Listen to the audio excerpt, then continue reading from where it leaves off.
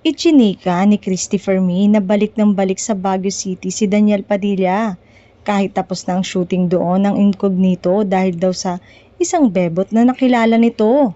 Sa episode ng Showbiz Now na, ikwinento ni Christy na isang source niya ang nagchika na may isang babaeng estudyante na nililigawan si Daniel.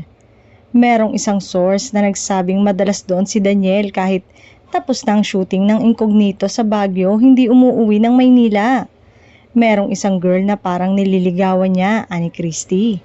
Nakilala raw ni Daniel ang babae isang gabi habang naglilibang ito sa Baguio.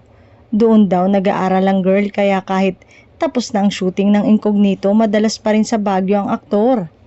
Dagdag pa ni Christy, wala namang masama kung may ibang nililigawan si Daniel dahil single naman ito. Ito po ay pwedeng i-deny ni Daniel at sabihin na eto na naman, may mga gumagawa na naman ng kwento. At pwede rin namang tanggapin niya para masabi naman ng ating mga kababayan na kaya naman pala. At may karapatan naman siya na ma-in love. May karapatan naman siyang makipagrelasyon. Wala naman siyang sabit, pahayag ni Christy. Samantala, deadman naman si Daniel Padilla sa kaarawan ni Catherine kamakailan.